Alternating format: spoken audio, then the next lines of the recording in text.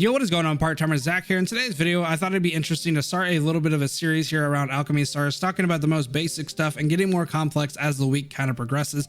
So today I wanted to talk about team building and go over some fundamentals that I think about whenever I go into teams. So obviously this is going to be more of a basic guide. This is going to be like a boss killer type of thing or a spire thing. We'll talk about that a little bit more as the series progresses. But today I thought we'd talk about some different things that I think about when I think about going into teams. So if you guys are enjoying the video, make sure to give it a thumbs up. Thank you guys so much for the continued support, as well as subbing to the channel if you want to keep up with the current content and going on from there. So let's go ahead and jump into this one. So just a small disclaimer, I will be using this team, but it doesn't really matter too much about what I'm talking about with each unit, because I'm just going to be talking about the role that they play in the overall team and why I've picked them. So you could be using this for any kind of element. So just keep that in mind going forward. It's not necessarily about having a mono thunder team or having this specific unit. It's more or less like what this unit does for the team overall. So the first one I want to talk about is Michael. I'm going to be talking about her because she's a detonator. I feel like having a detonator on your team, at least having one, is very cool and very good for you, because it's really going to help you out with the damage that you're able to do. I feel like these units do so much damage. The only drawback is most of them have to be up in your face in order to do that damage,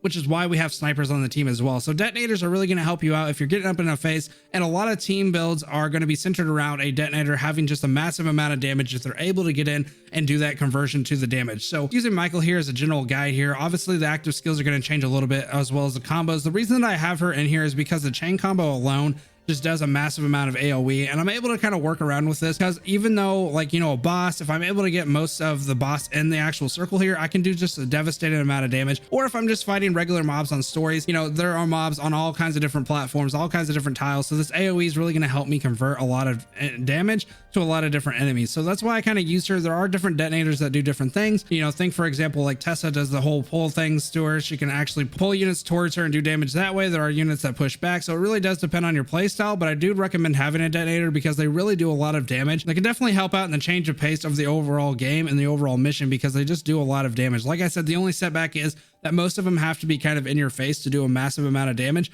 which some bosses have AoE of damage and you really don't want to be really close to them, which is why we're going to be talking about snipers. But one little quick thing, if you guys are looking for equipment skills, you're like, oh, I really want to see what their equipment is, this is something I recommend you check out, because this can make a tons of difference, but you can only get it after Ascension 1. So what I recommend, if you're looking at a unit, you're like, oh, I want to see what their equipment is, you can actually go to Ascension and look at this level up info, and it will tell you your equipment. So obviously I would ascend to level 3, so it's not going to tell me that, but from Ascension 1, it'll actually tell you what the equipment is and what that skill is actually going to be looking like. The same for anything else. If you're going from Ascension 1 to Ascension 2, Ascension 2 to Ascension 3, it's going to tell you exactly what's going to be changing and whether it's worth investing. So make sure to pay attention to that when you're looking at it, especially for the beginning when you're looking for that equipment. But like I said with Michael, she does have a little bit of disadvantage if the boss is doing just massive amount of AoE right in her little area. So having a sniper on the team is definitely going to help us. So I run 2 snipers. You can run 2 detonators. Personally, I like to run 2 snipers, mainly because it gives me a little bit more flexibility. This is just the way that I use my stuff, and this is just the way that my play style is. I like to be able to attack from afar,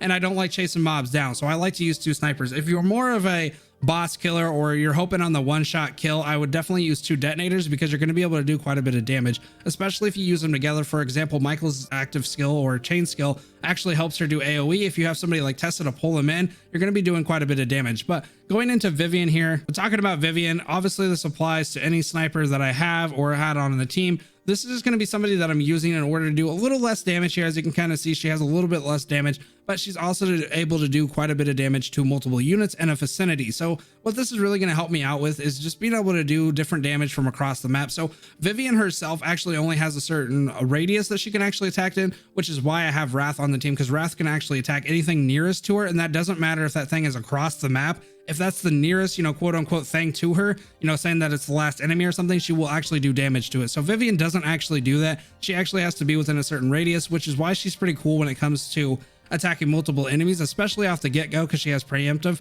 She's able to do that right off the start, and it really does help out with the chip damage and just starting off to a good start. So having 2 of these, one that's able to attack from any distance, is really helpful, or just having one with a radius. What I would recommend though is if you're only going to have one on your team, I would just go ahead and pick somebody that's able to attack anywhere on the map, or at least, like, you know, if something's really far away but it's the last enemy, it's able to do damage to it. Like I said, Vivian's not going to really help me there, but Wrath will. So if I had to choose, I would probably choose Wrath over Vivian, even if Vivian, for example, did more damage. She doesn't, but if she did, I would definitely choose her anyway, just because it's going to help out a little bit more having that more range. So it really just depends on your playstyle, like I said. The next unit I'm going to be talking about is a converter. Honestly, I feel like having a main converter is a must-have. If you don't have a main converter, you are crazy. But basically what I'm thinking of when I'm thinking of my main converter is somebody that's able to convert 3 or more tiles. So I want my main converter, even if they're not able to pick specific tiles, like this one's only able to do the nearest blue and red tiles, but she's able to do 4 of them. That's really going to help me out because she has preemptive. She's able to do this right off the start, right off the rip. I'm able to convert and get some big plays going on. It doesn't always work out in my favor, and sometimes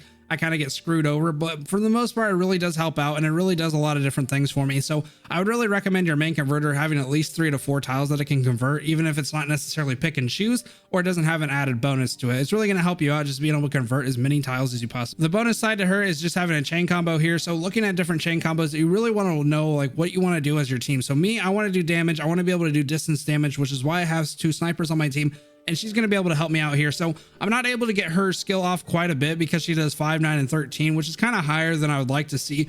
But I'm able to do it, like, especially off the rip for the most part. I'm able to help her out and just do some different aspects of doing some little bit of damage here and there. So obviously she's more of a tickle than, you know, compared to someone like Michael or Vivian, but it is enough damage to kind of do a little bit of help, especially with bosses, because she can cover such a high radius. So that's just something I kind of look for. There are different chain combos that some of these units do, and it's not always attack. So make sure you're paying attention to like what they're doing and whether they fit in your team. Again, with the equipment skill, make sure you're paying attention to the ascension, going in there and kind of looking at that, because a lot of these different units, a lot of these converters do a little bit of a damage here or a little bit of a bonus to your chain combo. Like she does chain combo damage, deals 20% to 1 additional enemy, you know, or inflicts paralysis, which really helps out. So just make sure you're also taking into account these equipment skills as well. So the last one I want to talk about is my support here. So I really recommend having a support. Some people have 2 converters, one being the main converter that I was talking about, and then having another converter that can just pick a certain tile. So luckily for me, this support actually does quite a bit here. She helps out with healing as well as helping me convert 1 single tile. So if you guys are wondering why would you even have a converter that only selects 1 single tile,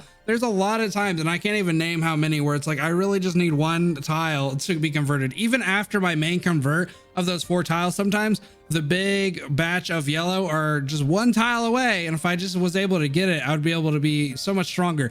And she helps with that. So obviously she also helps with the healing aspect of it. She does quite a bit of healing. As you can see, her chain combo and the lantern that she places down that converts the yellow tile is able to help me out with HP as well. When you're looking at support, it really does depend on your gameplay. Yet again, it's going to be what you kind of want to do, but what I kind of look for is a support that does a couple different things, not just one thing. Like if you can only find a support that heals, then, you know, that's great. That is off to a good start, but you really want to find somebody that's able to do like on my fire team, I have Alice. She's able to give me a % of a shield based on her attack. While it isn't very high, obviously these attacks usually aren't, but it's able to give me a little bit of a help there. Also, her chain combo heals, so it's a little bit of a 2-way there. So I'm also getting defense while I'm also getting heals if I'm able to get the chain combo off. And that's exactly what I'm talking about, is you want somebody that's able to do, you know, like healing and attack, or attack and defense, or whatever, you know what I mean? They're helping you out in more ways than one.